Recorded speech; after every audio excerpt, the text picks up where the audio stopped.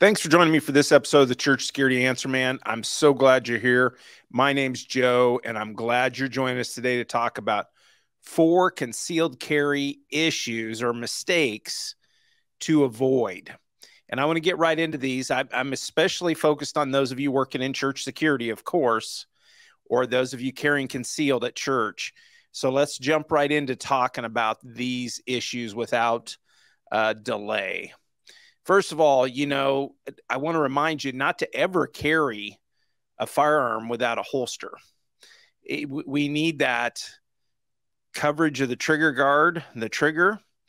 And, we don't want accidental discharges. So throwing one in your pocket, even carrying it concealed in your purse without a holster, it's just not a good idea, because something within that purse, something within your pocket could accidentally pull that trigger.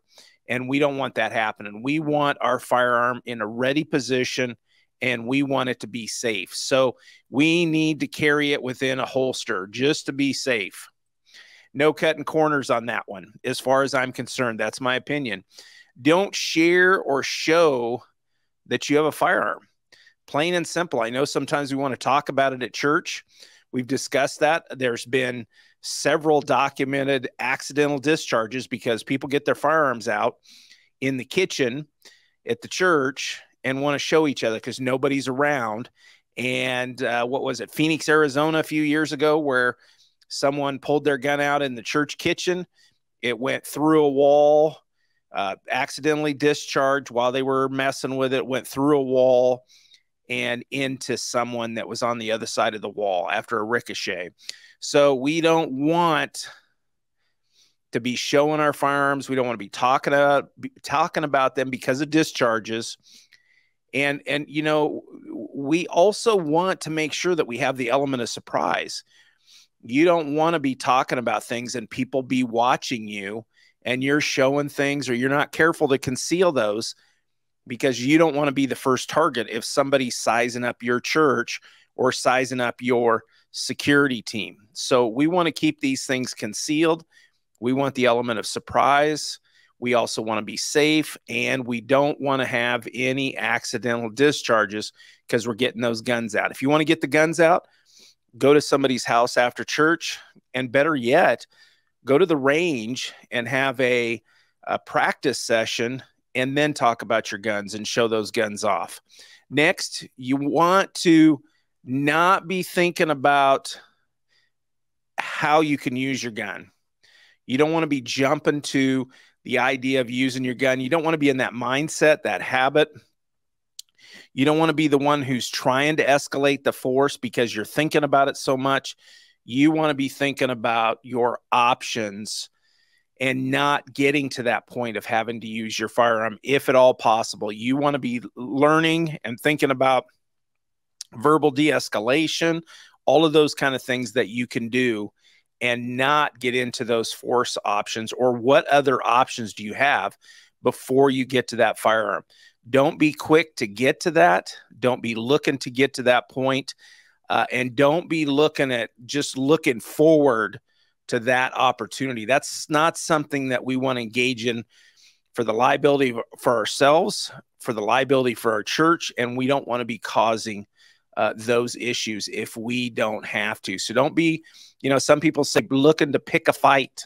We don't want to be doing that kind of stuff. We want to be professional. We want to look at our options, communication options, everything we can do before we get to that point. I just really quickly at this point want to mention our training options that we have for you. You can look down in the description here on YouTube. If you're somewhere else, you can go to churchsecurityanswerman.com, but the links are down here in the description here on YouTube. We have unarmed and armed church security that gets your team on the same page, whether they're armed or unarmed. They have the training options, so they're on the same page. We have the survival tactics for church security. It's an intermediate type certificate for those of you that have taken the basic. You don't have to take the basic first, but it certainly goes along with those. And then we have leading a church safety and security team as well. So links are in the description, is the easiest place to go, or go to our website, churchsecurityanswerman.com. Back to our quick discussion here. Our fourth thing that we want to look at is avoid constantly checking and adjusting your firearm. You're carrying it concealed under your shirt. And I have an issue with this sometimes. It's you're just what you've got going that day, your belt, your pants, your shirt just isn't comfortable that day. And I've been there, but you want to avoid doing that because you don't want people to see what you're doing. You don't want a bad guy or a bad girl to see what you're doing and getting the idea that you are armed or you're carrying something concealed, or maybe even accidentally because of all this adjustment and stuff. Maybe you're displaying that firearm a little bit. So avoid doing that. And then here we've got a bonus quick discussion that I think is still important for us to talk about. But we need to train and practice with that gun. And we need to train and practice with drawing, with whatever clothing you typically wear. If you're wearing a suit, you need to practice. You need to be at the range practicing, or with a verified unloaded firearm in front of a mirror at home, practicing drawing that gun with that suit that you typically wear, or the outfits that you typically wear. That is very important for us to be ready to do that. In the police academy, many years ago when I attended there, we had to draw. The challenge was to draw our firearm and practice 5,000 times to get used to that gun being drawn. And so it was a big challenge for us, but it did begin to give you that muscle memory, or that ability to draw quickly and be able to react. So taking this stuff seriously, avoiding these things that we're talking about here today. It's just some quick opinions I'm giving you, but I'm very strong on this. And I certainly encourage you to look at others.